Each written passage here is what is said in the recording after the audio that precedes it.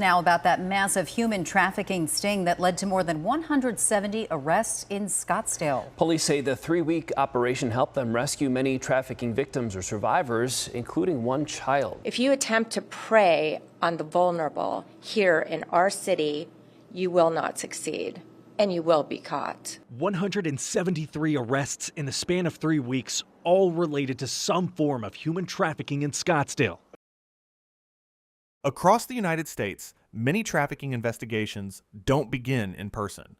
They begin with a message that turns into a conversation that turns into a plan, and a plan that leads to a meeting. But in Arizona, investigators say something unusual happened. The messages didn't stop. They kept coming and coming, until the number of people involved reached 173 arrests in just a few weeks. A 12-day human trafficking operation ended in 173 arrests.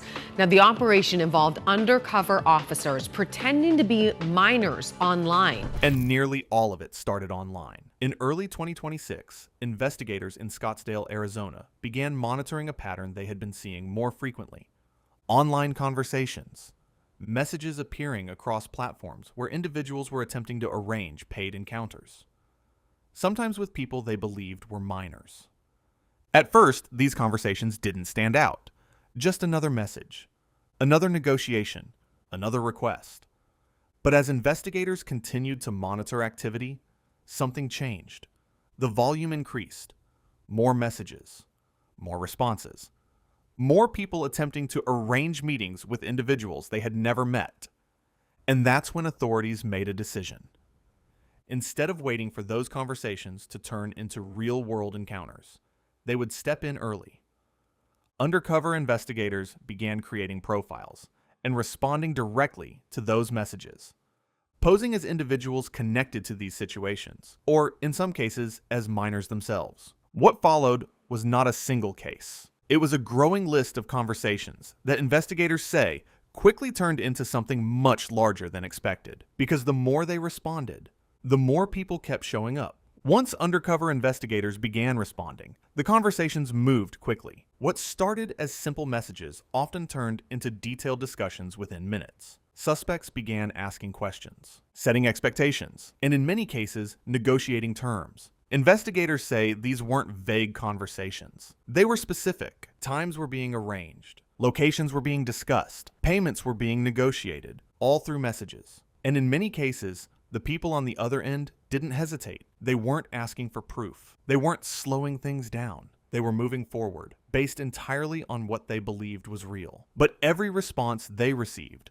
was coming from law enforcement. Undercover officers continued the conversations, allowing them to develop further, building evidence, tracking behavior, documenting every step. And as those conversations continued, another pattern began to emerge. Many of the suspects weren't just talking. They were preparing to act. Some began making plans to travel. Others confirmed meeting locations. And several followed through with arrangements that investigators say were made entirely online. No prior connection. No face-to-face interaction, just a conversation that quickly turned into a decision. And by the time those decisions were made, investigators were already waiting. Once the conversations moved beyond messages, investigators began setting the next stage. Meeting locations, controlled environments where suspects believed they were about to follow through on the plans they had made online. Hotels, parking lots, designated public areas, places that felt ordinary, but were already under surveillance. One by one, suspects began to arrive. Some showed up alone. Others came prepared, believing they were about to meet the person they had been messaging. But instead of a private encounter, they were met by law enforcement. Investigators moved in quickly. Arrests were made on site.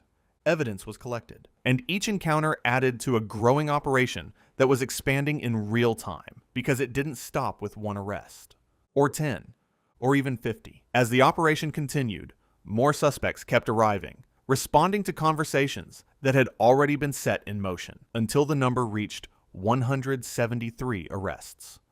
Now about that massive human trafficking sting that led to more than 170 arrests in Scottsdale. All tied back to messages that began online. And for investigators, the pattern was clear. By the time these meetings were happening, the outcome had already been decided. As the arrests continued, investigators began building out the full scope of the case.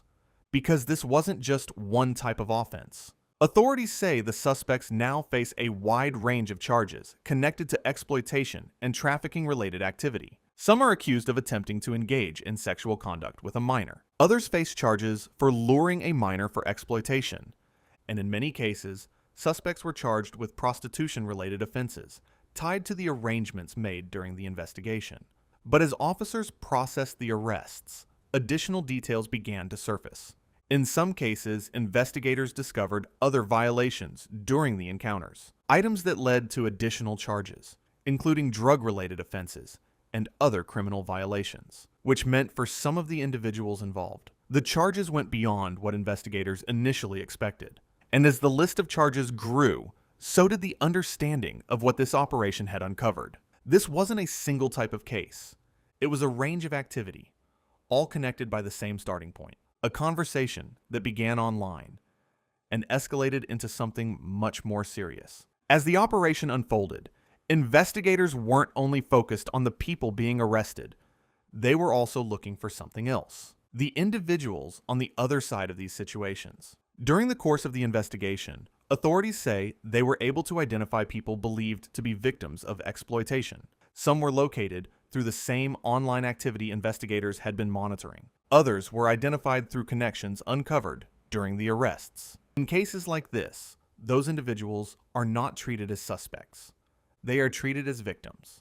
And once identified, they are typically removed from those situations and connected with support services, medical care, counseling, specialized programs designed to help them recover and stabilize. Investigators say operations like this often reveal people who may not have been visible before, individuals who weren't part of a report, who weren't actively being searched for, but who were still connected to the same environments being investigated.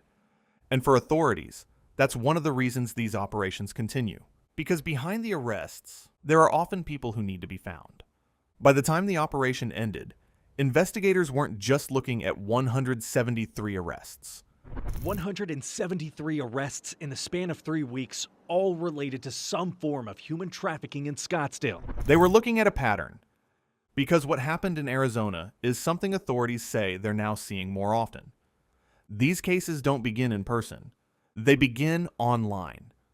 A message sent through an app, a response from someone on the other side, and within minutes, a conversation that moves towards something much more serious. Investigators say many of these interactions follow the same progression: a message, a negotiation, a plan, and then a meeting. In some cases, that meeting happens. In others, like this one, investigators step in before it does. But what stands out is how quickly it all unfolds.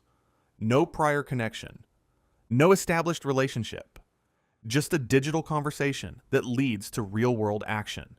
And according to authorities, this isn't isolated to one city. It's happening across multiple states, which raises a larger concern. Not just how these cases are happening, but how many of them are happening at the same time, without being detected. Even with 173 arrests, investigators say this case doesn't represent the full picture.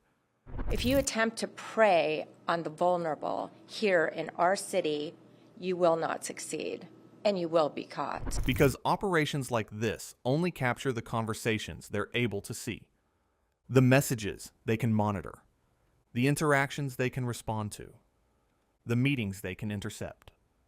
But for every conversation that leads to an arrest, there may be others happening at the same time, unseen, unreported, and uninterrupted. Investigators say the challenge isn't just identifying these situations. It's keeping up with how quickly they develop. A message can turn into a plan within minutes. A plan can turn into a meeting just as fast. And unless someone is watching, there's nothing to stop it. Which leaves one question: how many of these conversations are happening right now, without anyone on the other end stopping them? The Arizona operation ended with 173 arrests, a number that stands out. But investigators say the number isn't the story, because every arrest in this case started the same way. Not in person, not on the street, but with a message. A message that turned into a conversation. A conversation that turned into a plan, and in many cases, a decision that was already made before anyone ever showed up. For investigators, this operation wasn't just about stopping those meetings. It was about intercepting them before they could happen.